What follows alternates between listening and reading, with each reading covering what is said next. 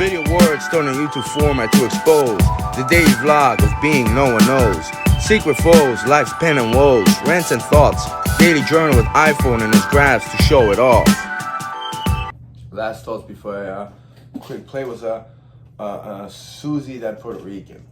I know nothing wrong with just saying, it's the way I came on that Puerto Rican, like it's bad or something like that. I don't think it's bad. It's depending how you see it, because a lot of people, around for Puerto Rican like the hottest fucking, it's a commodity, especially the females, courageous females. It's not about that.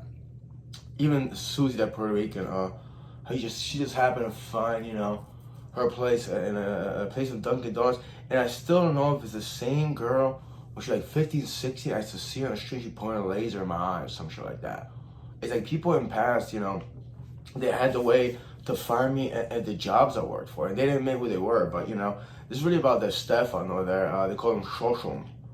And it's kind of derogatory, like Ukrainians, Russians, they would say sho, it means the what? Like shosho, like shoshon. So it's like a what? It's a what there. But even with him, I don't know where I knew him. Probably did. I don't remember. I think my so-called cousin or brother Lucas. He went to Ukraine. Had it was a nuclear reactor meltdown, and I believe in the 80s, if I don't correct. And then sometime later, Lucas went to the site and stuff like that. I don't know if Stefano said he didn't say actually he was security. He was guarding a field. I don't know if he's in the 80s or 90s he was guarding that, but somebody actually told me he was actually a cop in Ukraine. I don't know. It was this guy named Andrei Zelensky. I don't know if it's Andrew Shivitz over there. Like, who knows what they're doing with their paper? But Andrew over there, Andrew, they told me, yeah, he's a big cop. He would have fucking really locked you up or something you didn't fucking do. He was like that. But that's hearsay, that is Andrew. Anyway, I was actually, I'm pretty sure I was in Stefan's home. So there was something weird going around. I was here, but I really wasn't. It was his house, And it's like, it's like, the people, let's say people are come in contact with, it's there, I mean, I guess it's the philosophy or the lifestyle, the way of doing things, it's like you get in an argument and, I guess a lot of times, I'm frustrated, I'm wrong, either I'm wrong or right, and now it's sudden, I don't know, and I'm over their place. So Stefan was one of them, Danny Kubishevsky was another, Andrei Zelensky, Jan Rushkikovsky, yeah, him too, who else? I don't know if the new guys, I came in there, they were there for like a year or so. It was my last year there, and these two guys, I don't know if I was over there, I was in Staten Island maybe. Well, Daniel over there, he lives in Staten Island, so I definitely was there. And I remember something weird was going around. It's like, I don't know what the hell happened. But it's like I was over my house, and I thought actually, I felt like it, but I really didn't. And I started, I was having this communication in my mind. It was just like, it was experience a different sense, Let's say I'm over there and they mess with my perception of where I am, reality or environment, and I'm actually over at their apartment. And it's like they could communicate whenever they want, and I'm just thinking, but they're actually talking. That's how it works. It's fucking disturbing, And I didn't put it together until like sometime later, having these flashbacks. Sometimes I'm going to sleep, and I was going to sleep, and I just had to start thinking and stuff like that, and it would just play in my mind or something like that. It's very disturbing, Not anything pleasant, It really messes with your mind and your life. But it's not like these people, you'll come back to work the next day and you'll talk about it, and then ignore it. They probably call you crazy and shit. Actually, they call you crazy when you're going through it, You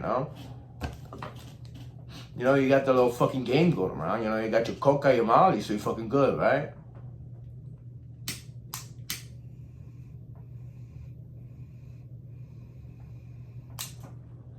It's fucking, I couldn't, and Marius Reyes, he was another one. Here was the thing that I fucking, years later, he started fucking with my mind. I couldn't get over shit. I thought I was in my attic, here in the attic, and I had a bed. It was like going the long way, I had a smart TV. And it was something when he was trying to tell me, you can't get up. I kept sitting down on my bed. I was like, what in the fuck? I don't know if it was his voice in my head, but it was like, I was experiencing like he was telling me you can't get up or something like that. And then I started thinking, once was his apartment, it wasn't anything comfortable. It was actually very uncomfortable, very unpleasant, but I guess he didn't want me to go to the balcony because he doesn't smoke in his apartment. I used to smoke cigarettes back then. So I guess, you know, it's like, if I was in the attic, I don't know, if it's like, I guess I was trying to go to the balcony or something like that. I don't know.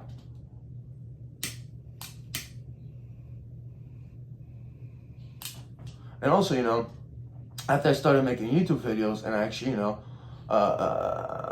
this mental, people say clairvoyance, telepathy, whatever, relaying mental messages, you know. Some people hear my voice, my thoughts in there, I hear their voices in my mind, and then actually, you know, I started making YouTube videos, started responding to this shit for real. This fucking idiot, you know, pretends he doesn't see me in the fucking yard. And then he, you know, I follow him and he tries to, he goes like 35 miles an hour on the turnpike. It's like 65. People go like 75. Driving a truck, you know, the 16-footer, and he goes like 35 miles like to take an exit to the service. I'm like, what in the fuck are you doing? Then I pass him and I pull over. He pulls over too, and he walks. I have it on YouTube, and he's like, oh, I'm just scared, this and that. I'm like, you know, you're so fucking tough in your fucking game, like Stefan over there, you know.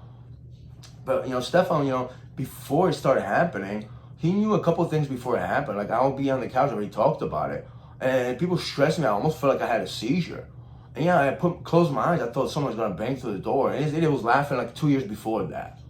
Like, you knew that was going to happen and shit. But now I'm saying, you know, I called you or some shit. You're like, oh, just to show you something Ukrainian and Russian, Peking, right? Like, you know, I don't know. You know, don't think of me. Don't talk to me, right? Had his wife answer the phone, man. Like, what kind of coward are you, man?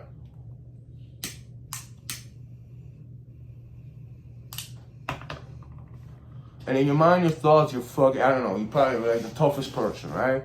But in reality, you're like, you know, you're not that fucking anything. You know, Stefan wouldn't admit to anything if I saw a person. I don't know anything either about the lawsuit. I mean, not the lawsuit, the charges with you know, the guy that he works for, you know, every day. And Amtech that, you know, it was happening for like a year and a half. He doesn't know anything. Give me a fucking break, man.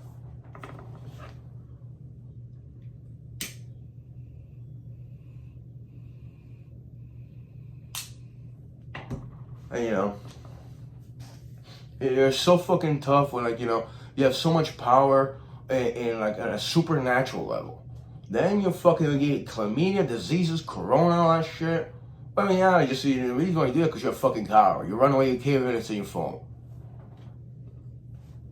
You don't even text fucking anything. Can't even press a fucking button. But you don't even turn on your phone for this.